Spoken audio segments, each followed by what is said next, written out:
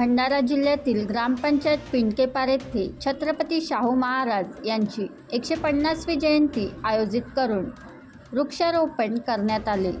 सदर कार्यक्रमाप्रसंगी ग्रामपंचायत सरपंच नंदूभाऊ समरीत, ग्रामसेविका चोपकर, गोमती किशोर खोब्रागडे, ममता भुजाडे, सुरेशभाऊ कवरे, ज्ञानीरामजी समरीत, ग्रामपंचायत सदस्य लेविश भाऊ तोटसाम, ग्रामपंचायत सदस्य, त्याचप्रमाणे व्हॉइस ऑफ योजना दर्पणच्या टीमचे ब्युरो चीफ किशोर खोब्रागडे, सामाजिक शिक्षण आणि आर्थिक विकास संस्थेचे सचिव Kishor Khobragade, Maharashtra bureau chief Naresh Meshram, press reporter Nivan Deshpande, Jitendra Meshram, Charushila Meshram, Bhagyashree Meshram, Yogita Ramteke, रेखाताई धारगावी, इंदिरा खंडारे, चेतन रामटेके, रामभाऊ जांभूळकर तसेच सामाजिक कार्यकर्ते राजूभाऊ भुजाडे, अंगणवाडी सेविका भारती कापगते, आशा सेविका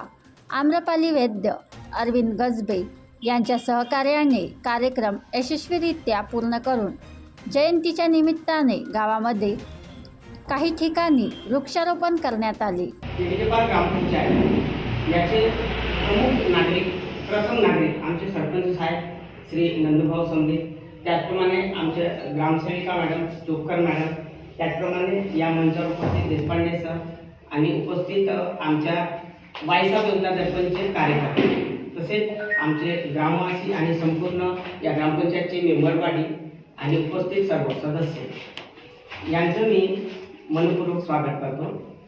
आज जे कार्यक्रम आहे ते छत्रपती राजश्री शाहू महाराज यांच्या जयंतीचा आहे आणि त्यांचा जन्म 26 जून 1874 झालेला होता। या शाहू महाराजांची कारकिर्दी खूप मोठी होती। या कारकिर्दीत जो आपला भारत देशात, महाराष्ट्रातच नाही तर भारत देशात या शाहू महाराजांच्या आरक्षणाचे आपण जनक जे म्हणतो, आरक्षणाची सुरुवात शाहू महाराजांपासून झालेली होती। त्याचप्रमाणे शिक्षणाची सुरुवात सुद्धा शाहू महाराजांनी अशी केलेली होती की प्रथमतः ज्योतिराव फुले हे यांनी पाया रचलेला होता शिक्षणाचा आणि त्याचा कळस म्हणून शाहू महाराज यांनी त्या कार्याला एकदम लास्ट स्टेजवर आणून ठेवलं होतं आणि समोरची जी पायरी होती ते डॉक्टर बाबासाहेब आंबेडकरांनी समोर नेली होती।